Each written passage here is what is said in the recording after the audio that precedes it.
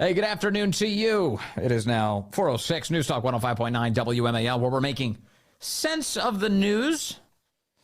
Coming up, David Asher will be with us, former State Department COVID investigator in the Trump administration, to react to the week's big Wall Street Journal report on the deep state's cover-up of that lab leak in Wuhan.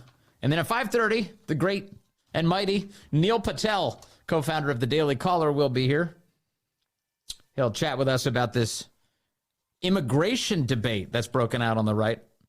You can weigh in on that subject and so much more at 888-630-9625, 888-630-WMAL.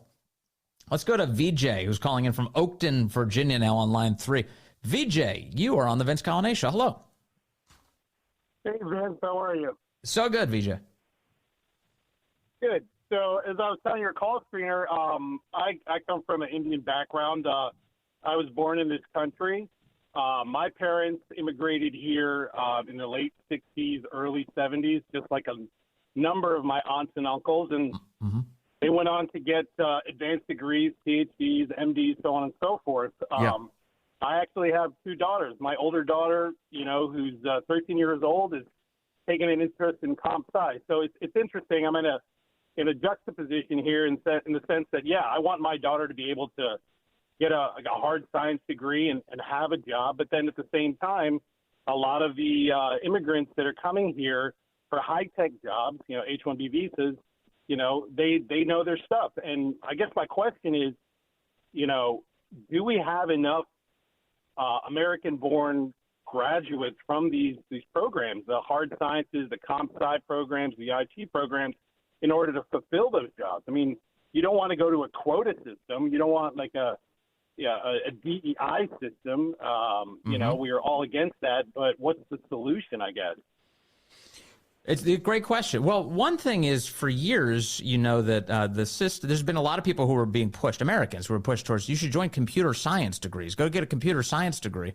And what has happened is people have graduated with computer science degrees and then found themselves in a job market where you had foreigners who were collecting, in some cases, H-1B visas and coming in, taking those gigs. And then Americans were left holding the bag because they just can't compete in terms of the salaries with H-1B. And the reality of the H-1B program, by the way, is that employers are supposed to exhaust a search for an American worker first before they turn to H-1B. That's one of the stipulations of the program. And it's a laughing stock because nobody does that. All of these companies, they're starting with H-1B because they know they're going to get a better deal in terms of salary. And that employee is locked into that company.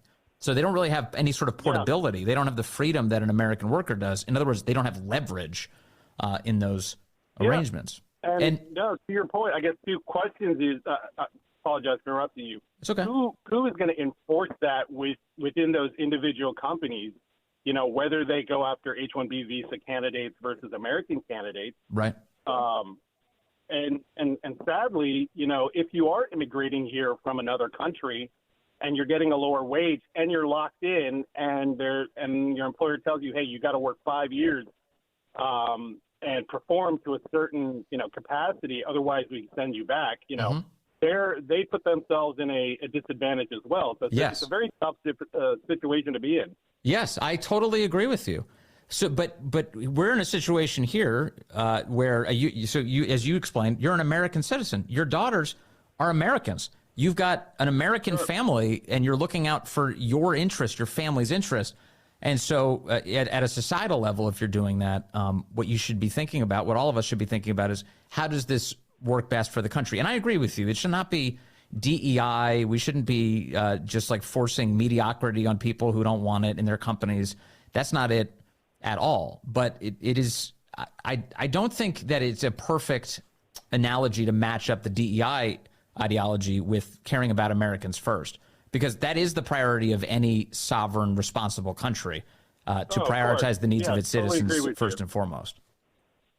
Yeah, I think that, like many things, the devil is in the details, and you got to get into the weeds and look at the numbers. And I mean, how can we really enforce? I mean, the federal government is, they can enforce certain things, but are they going to go to each company and say, hey, what is your hiring process, and let's look at the numbers of individuals that you're interviewing for this position. Are they American born? Are the qualifications in par with the H-1B visa candidates and so on and so forth. Because you want to get the best of the best at the same time, right? You don't want to settle for mediocrity. Yeah. Yeah, no, you're totally right. You don't want to settle for mediocrity. So this is why I think that Vivek has something of a point that's worth admitting, which is that there are cultural problems in the United States of America that are absolutely worth addressing. That we should be rewarding excellence. We should be accelerating merit. This is where, actually, specifically, VJ, this is where the DEI system that you just referenced actually comes into play. Because that DEI mentality, the idea that you should be rewarded because of some immutable characteristic you have, rather than the work that you've put in, the achievements you've mounted up, the merit you've established, that's the kind of system that does churn out mediocrity. And then in just a basic free market competition, that's how you lose. Yeah.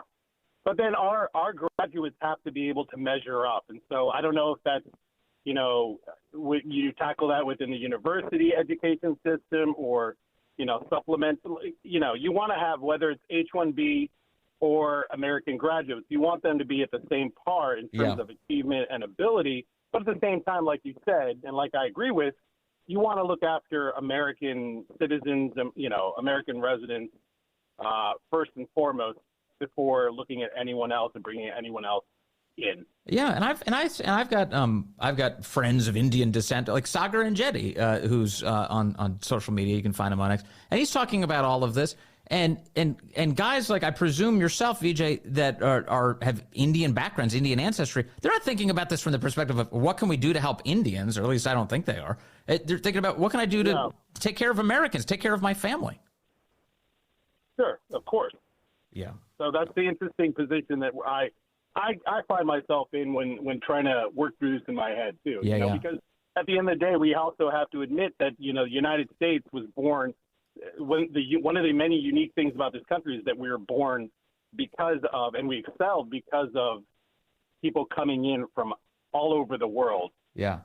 The American dream, the possibility, which you don't get in many ways in other countries. One last thing, VJ, and I appreciate this call. Yep. The H-1B system as it exists right now isn't actually a merit-based system. So that's one of the things that probably we should put that rumor to rest, because it's a lottery system. And if it was a merit-based system, you'd say you have 100 meritorious positions, 101 doesn't make the cut. That's not the way the H-1B system works. It's a lottery. You're randomly chosen if you submit a petition to get an H-1B visa. That is not the way any immigration system should be structured, is it? No, and I'll defer to you. I'll be honest. My knowledge of the H-1B system and how a person attains a visa is very limited. So I'll take your word for that. But I agree with you 100%. Yeah, and that's one of the points that Vivek was making too in all of this, because we need merit, not a lottery. So I think we agree on that. Makes sense. VJ, thank you for this call. I really appreciate it. Yeah, thanks, Ben. Good to talk to you. All right. JT in DC, calling VC as he does on line 4. Hello, JT. Hey, Vince. Good to hear your voice again. Great show. But I got to let you know, I have to agree with Vivek Ramaswamy in this instance, because back in the 90s, when I was in the Navy, this is the 90s now, in the Navy Times, there was an article that the title was "The Ascent of Mediocrity as a Goal." Uh-huh. And it talked all about this in the 90s. Yes. Talking about American society, American culture, accepts, and not only accepts, it actually made fun of people that excelled. And, my kids, when they were going through school, they would come home and they would tell me they get picked on for being smart. Yeah, I think you're right. There's a culture rot that's been going on for a long time, and you can look squarely at the left for advancing that and hurting so many Americans in the process. One thing I don't like about Vivek's assessment is that he sort of puts down the jock and the prom queen. That's he puts them up against like the math whiz and all that. I actually think that that America's at its best when we have like people who fit both of those categories at their best. You know what I mean? We've been working against jock culture actually in the United States. We've been saying that there's something deficient about being talented and working hard at sports and competing and being aggressive, and for young men to especially to be involved in controlled violence, that kind of thing. The left has been really going about putting that down. In fact, they cast it as something called like toxic masculinity, and they really resent, generally, specifically masculinity as a part of our culture. And so I think it's a mistake for Vivek to rule out the jocks as something that's bad for America. I actually think the jocks are great for the country. Oh, I absolutely do too, because that kind of drive and that kind of dedication to excel at your own craft, be it sports, be it academic, be it whatever. Okay, it just needs to transcend one thing and be looked at equally across all the spectrum. Yeah, we need a culture of excellence. If you excel in sports, congratulations. But if you excel in academia, equal congratulations, and it should be treated equally. You know, I know this is like in some ways unrelated, but I was watching, I forget what game I was watching the other day, but these NBA games, you ever watch how they play nowadays? The basketball that they play on an NBA basketball court bears no resemblance to the way you're supposed to play basketball. And it's not just because they have stratospheric talent, which they do. It's because nobody follows any of the rules at all. They will plant their feet, and then they will take another 5 steps to the basket and take a shot. They get fouled, and then they go to the foul line for the end one shot. And I'm saying, wait a second. They broke all of the rules in the lead up to that shot. That was traveling. That was double dribble. What is this? And anyway, I totally agree. But what I really love is when the old times, the Hall of Famers, talk about the differences and how the old timers would always come back and say, "Man, if I was playing today, we would destroy them." I know everyone says that, and maybe it's true, maybe it's not. I do know in the case of the NBA that they let a lot more violence go back in the day, and it made the game better. A little rougher. It was a little bit rougher for sure. Yeah. Hey, JT, thank you for that call. I appreciate it. You have a great day. All right, Merry you Christmas, too. You too. Likewise. Merry Christmas and Happy New Year. Robert is calling in from Northern Virginia. He's on line 2. Hello, Robert. You're on the Vince Colonnese Show. Yes, hi, Vince. Your show is great today, and I have something to add.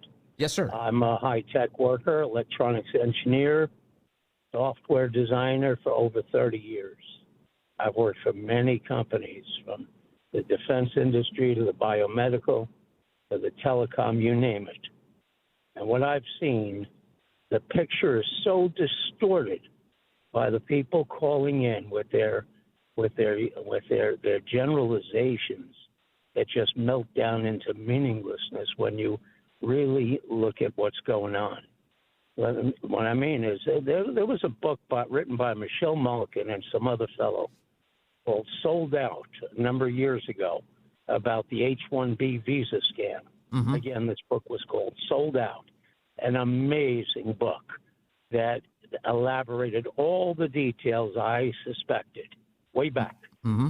And it's a scam. It's about 99% scam.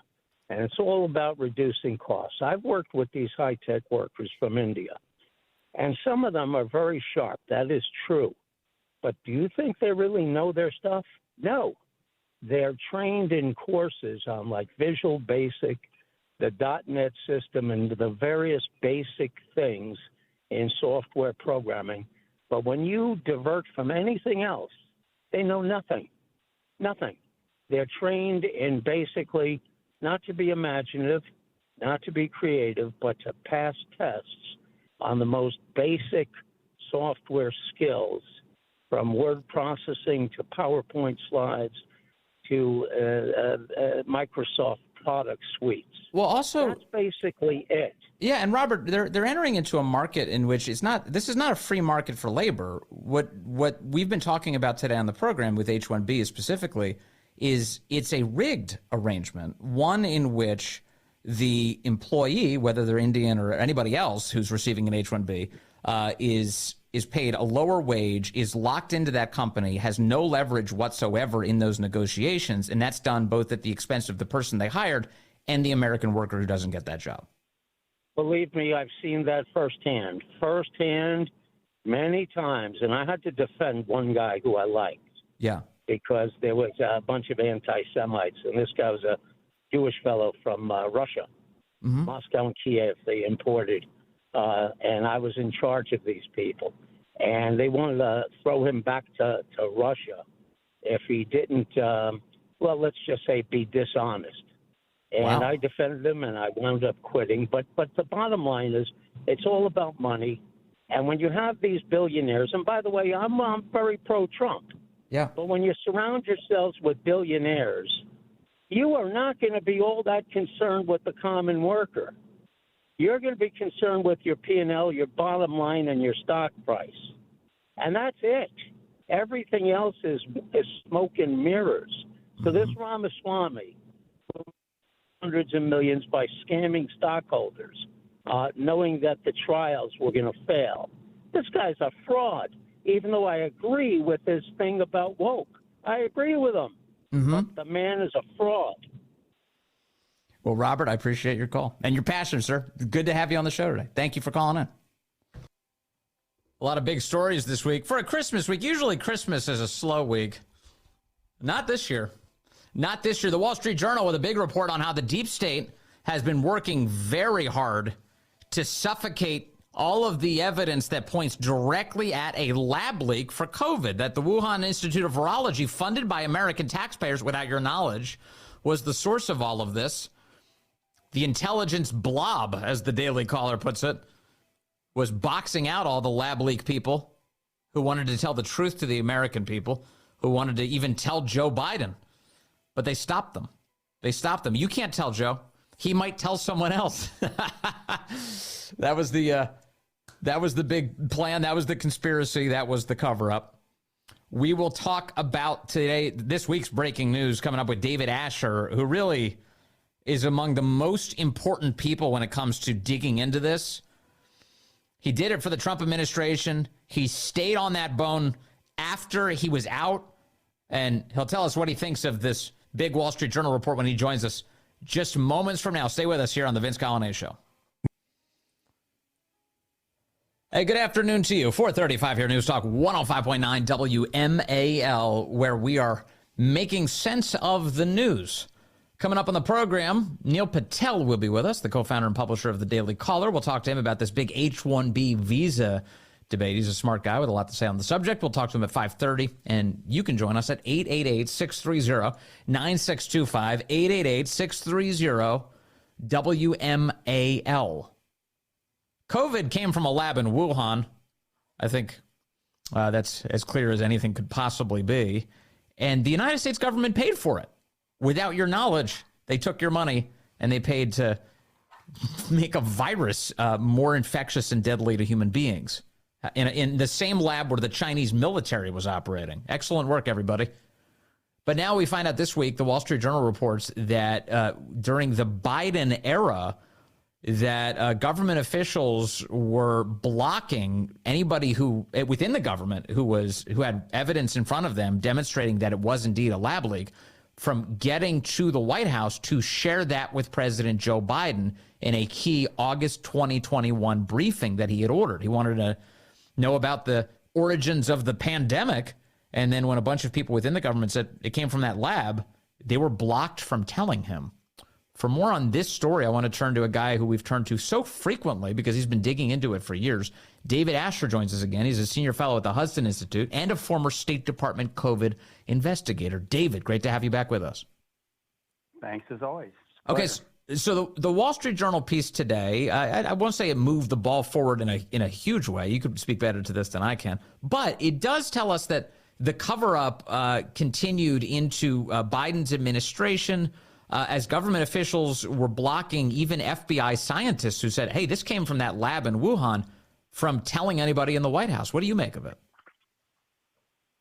Well, I mean, I think this ultimately derives from the president's reported relationship, which, we can confirm based on public commercial business records with Chinese government businesses that were controlled by the Chinese intelligence service. I mean, the stuff about Hunter and James Biden, his son and brother, being tied into CFTC, a company that was infamously associated with the Ministry of State Security in China, I think has a lot to do with it, and that needs to be investigated as well. I mean, there's no logical reason why Biden would not continue the COVID investigation that I started. He was briefed on it, and he buried it. Mm-hmm. That sounds an awful lot like the World Health Organization and the way that it treated investigations into the origin of COVID. They acted as if there was no possibility that it came from that lab. Well, in Wuhan. we fund 22% of the World Health Organization's budget. Chinese maybe fund, I think, 11%. WHO could do exactly what we want, and what we wanted, obviously, was for it to cover up COVID. I mean, sounds really outrageous, and it goes beyond what I've said before. But as we get ready to go back into Trump 2, we'll see who does what, whether I'll be involved or not. Certainly with the president's spirit, and he knows it, and his team. But this is a much bigger problem. So look, the Chinese created COVID. It was not Fauci. Fauci contributed science, technology, and U.S. taxpayer dollars to it. So did the U.S. State Department. USAID gave huge amounts of money to the Chinese for investigating bat coronaviruses and then doing, in effect, gain-of-function type research in China. We have a deep state that is so out of control. I mean, you even go, I think I've said this to you before, NIH's own website has a 1,000 Talents program recruitment page for NIH-funded scientists, including National NIAID, Fauci's organization, who want to go work for the Chi-Coms on exchanges. I mean, we have so much to do in the second Trump administration to uncover the origin of COVID, assess the costs, culpability, and responsibility of the Chinese, and then go after our own government's deep state apparatus that covered this thing up with the Chinese in their own sort of parallel universe of premeditated cover-up. I mean, we had a senior scientist, the journal mentions, named Adrian Keene, who used to brief people like me at the State Department or in our intelligence bureau, who didn't tell us that she also was working for the WHO the whole time, apparently, as a contractor. I mean, like, I can't start the level of which, this is crazy. I mean, the FBI's investigation clearly indicated that this thing came out of a lab based on suspected animal handling accident. You can only guess what that means. Like, did a monkey bite its keeper who was injected with COVID-19? Who knows? Quite possibly. I mean, you'll learn soon. I mean, remember, Biden declassified all the COVID intelligence, but nothing was actually put out there. Yes. There's lots of intelligence that John Ratcliffe is going to get out the door very, very soon. So you think that there will be a lot of transparency on this issue early? Yeah, I think so. Yeah. I mean, I've met with some of the NSC team already about it, and I know that Senator Paul up on the Hill is going to attack us with a bulldozer and a machine gun if necessary to get to the bottom. The FBI just put out with its spokesman on the record that they maintain their investigation. And, I mean, I wouldn't be surprised that there might even be criminal charges against some of these people that are involved. Probably not Fauci himself, because, he'll get away forever with anything. But, yes. I bet I wouldn't be surprised if Biden pardons him preemptively and probably pardons his brother preemptively. Yes. His brother didn't create COVID, but his brother was getting millions of dollars in money from the Chinese, which is why Biden didn't want to investigate the origin of COVID, because it would get in the way of that relationship. Yes. Which I find, Trump never did anything with the Russians. It was a total BS smokescreen. Biden, on the other hand, in commercial records, you can see that CFTC was clearly a partner of his. Yeah. And if at least to his son and his brother. And if they really kept details about the lab leak away from him in a briefing, that would be, based on what you're explaining, for the same reason that his brother has described in the past, quote, plausible deniability. So that maybe, but I don't know how far they even kept it away from him. I mean, I think what they did is a sham investigation at the DNI. Yeah. Adrian Keene, the same woman at State that worked for the WHO, who was our intelligence analyst, who, by the way, arranged for Christian Anderson, the guy who wrote the Proxima Origins paper, to brief us on the authoritative intelligence behind COVID's origin back in like April of 2020. That jerk scientist from California came out here from Scripps Institute. He came in as if he was the CIA telling us exactly what happened, that the COVID origins paper was based on intelligence. Yep. The COVID origins paper was based on nothing. There's no bats in China that had COVID. How does it go from bat to human when the bats don't actually have COVID? There's been no proof of any bat in China ever having COVID. I don't think a bat anywhere in the world has COVID. Right. I mean, the only way animals got COVID was from humans. So it got into humans through gain-of-function research, synthetic biology. Okay, you can just print the DNA to make this thing. That's why, when Jon Stewart talked about the pangolin, mating with the monkey, mating with the bat, it actually wasn't really a joke. It was hilarious, but that's pretty much what they were doing genetically. They were putting these different species DNA strands together to create a super virus that would be almost impossible to stop, which is why the only reason why mRNA was really needed is it was mRNA is sort of a biological weapon, because we were targeting a biological weapon with another biological weapon. I mean, and then the conflicts of interest, and the amount of guilt that I found among our analysts at the State Department who were part of some intel program, which I never got read into because they were desperate to keep me away from it, where we were probably doing pay-to-play like Operation Fast and Furious with ATF, giving guns to the Sinaloa cartel to follow the guns. So this whole thing, this is like murder on the Orient Express. Everybody's got a reason to be guilty. They all are. So okay? wait, when you just described, I don't feel guilty, but I feel guilty that I didn't uncover more. I feel I should have figured this out. I was investigating the Chinese. I never thought to investigate my own government. David Asher, actually, you just said something that is obviously spurring a question for me, which is you compared all of this in some sense to Operation Fast and Furious, where the Sinaloa cartel receives all of these guns. The Obama administration allowed that to happen. It resulted in the death of a Border Patrol agent by the name of Brian Terry.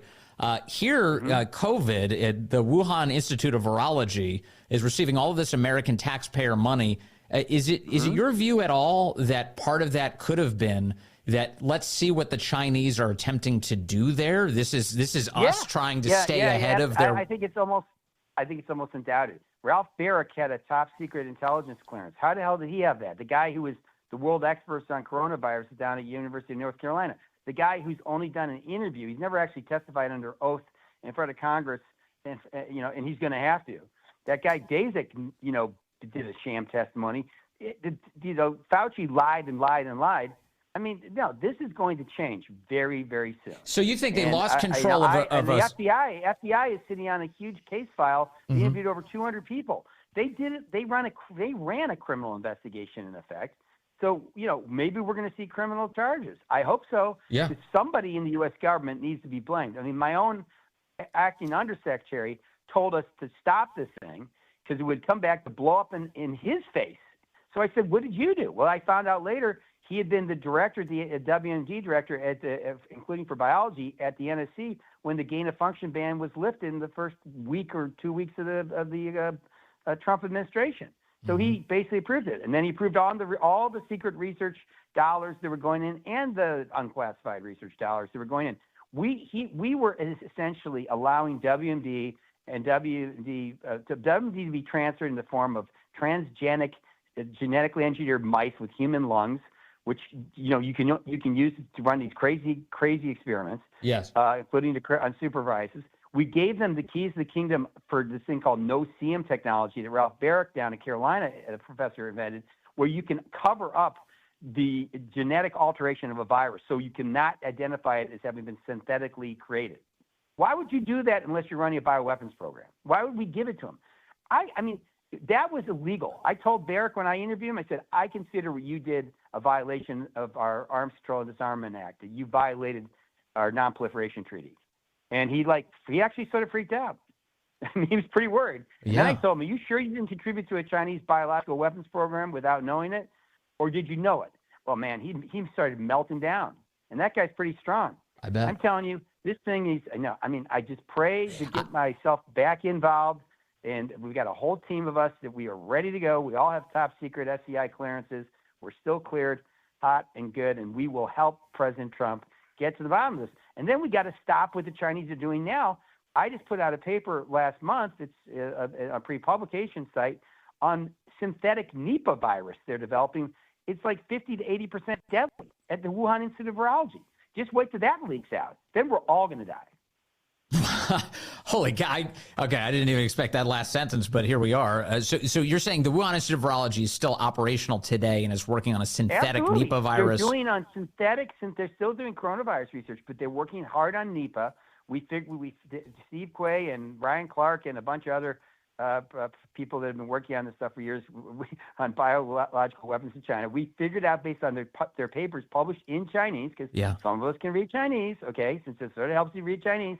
And when we went through them and we found all these publications and all these experiments that they had, sequences they published related to Nipah, which is being synthetically altered to become hyper transmissible, which is normally, think about Nipah and Ebola, they die out quickly. They don't because they kill people so quickly. Yeah. They don't spread that easily. This makes it so they kill people slightly slower, and they spread faster. So I mean, it's a biological weapons program. I told you that years ago. Yes. I stand by it, and I will. I'd be happy to testify under oath. The stuff that we know that we haven't been able to talk about is just crazy. And technically, it's all declassified. But I'm waiting for the president to put out to take office. He has my 100% support. I'm deep MAGA. I'm ready to go. I mean, Kash Patel is too at the FBI. We will turn this place inside out. But we have to think forward, not backward. We've already lost 1.25 million Americans. We could lose 20 million Americans if this Nipah thing gets out. Yeah. The Chinese need to be sanctioned. They need to be hit with law enforcement. We need to kick their scientists out of the United States. We need to stop sending U.S. money and U.S. scientists to China. We have to create a Cold War policy. This is like the Soviet Union over there in China. Yeah. It's not. This is our country's lives are, and then, don't get me started on fentanyl. I worked on that too as the head of the task force.